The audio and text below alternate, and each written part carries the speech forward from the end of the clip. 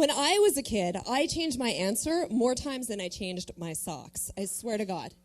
One day I wanted to be a spy. The next, a CEO, then a fashion designer. No, I think an anchor woman. Oh, I know, a Ghostbuster. And for a very brief period in my teens, a professional groupie to Motley Crue. I see I'm not alone. This pattern continued as an adult. To date, I have had over 50 different jobs. Yeah, I know, which is just slightly less than the number of boyfriends I've had, so that's a different speech. If I had to sum up my life in one sentence, it would be that my life has been a quest, a search for one thing. A calling. Oh. You know, that amazing one thing that you find unbelievably interesting. That one thing that you could just do forever and ever.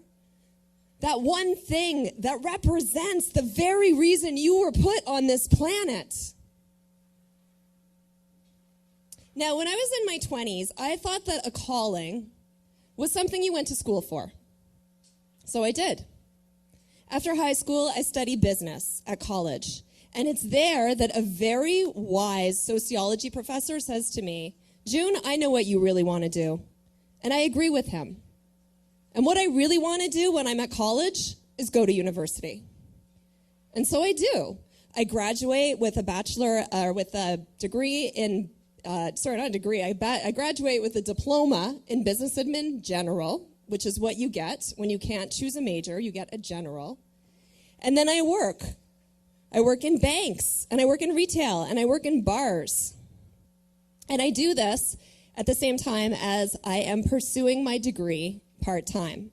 And in 1998, I graduate the proud owner of a Bachelor of Arts general. Because once again, thank you, because once again, I couldn't decide on a major, right? So now I have a diploma in business admin general. I have a Bachelor of Arts general. So if anybody needs to know anything about general, come see me. But what is it that a person with a BA general actually does? I'll tell you what they do. They read What Color Is Your Parachute? 38 times. Because in my 30s, I think that a calling is something that meets at the intersection of something people will pay you for and something you enjoy, right? Right in that Venn diagram, which is great because I enjoy a lot of things. And so I do a lot of things. Web design, videography, public relations, journalism. I become a DJ and a stand-up comic. I write and I produce 2 one-woman plays, and I take them across Canada. I co-host a weekly vet web series. I get my degree in, I get certified in how to teach aerobics. I do a lot. And I'll tell you what, by the time I'm in my late 30s, I am one of the most interesting people I know. But I'm also one of the most broke-ass. So I get a job, temping, for the Ontario government. And it's there that I realize they could probably use some of my skills, some of the things I've already learned. And so I stick around because in my 40s, I think that a calling is a place where you can make a difference. And amazingly, working in the Ontario government as a communications consultant, I do. I make changes that improve employee engagement among public servants. Thank you. And this is amazing, and I'm enjoying it until I get divorced and I start dating again, and then all I want to talk about is sex and dating and relationships and love, which they don't pay you for in the Ontario government. And so I become a dating coach. And that morphs into being a business coach, which is where I am now, once again, starting over.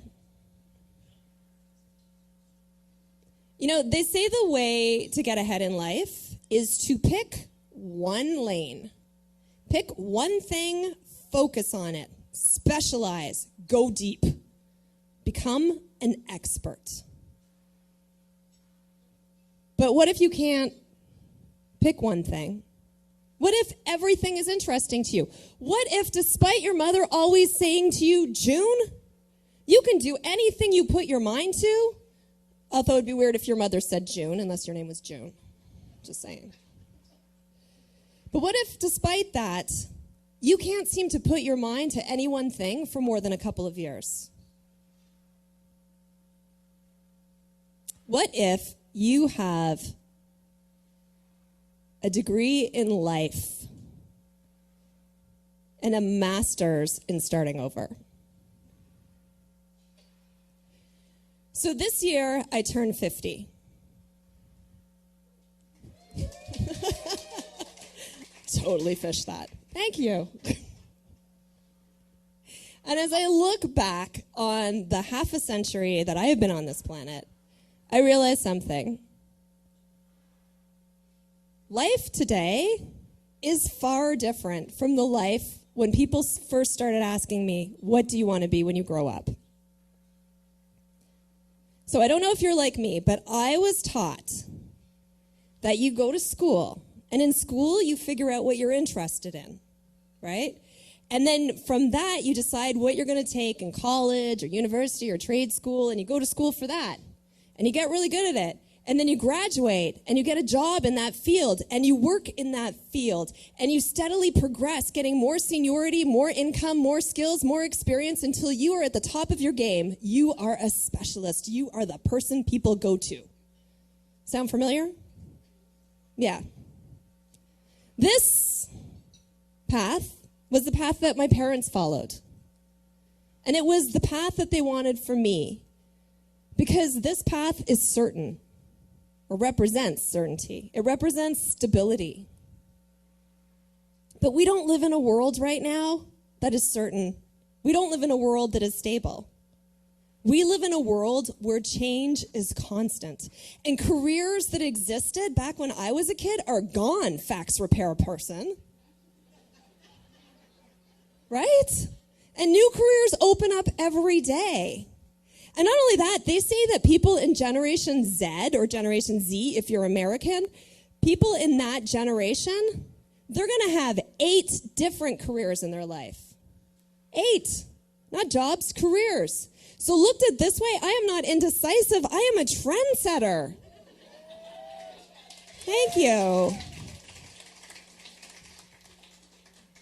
And you know, as I look back at 50, almost 50, this is what I know about callings. Your calling is not the destination. It's the invitation to the journey. It is. That's why it's called the calling. It's like, hello, you can pick up. You don't have to. It's a choice. And your calling doesn't have to be a career. Your calling is simply what lights you up. And what lights me up is learning something and then creating a way to share that with other people. What lights me up is starting up. And not only this, you don't just get one calling. You get many. So looked at this way, I've been following my callings all along, right? And why wouldn't you get many? Because people change, you change, the world changes. So the question we need to be asking today, our children and ourselves, is not, what do you want to be when you grow up? It's, what do you want to do next? You know, if I looked at my life and I charted it out, it wouldn't look like this. It would look something like this.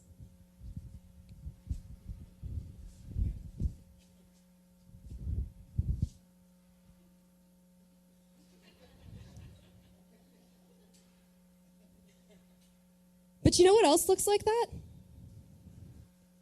Number 17A, which is a painting by Jackson Pollock that sold a few years ago for $199 million. So looked at this way, my life, it might not be a straight line. Maybe yours isn't either. But it sure as hell is a work of art.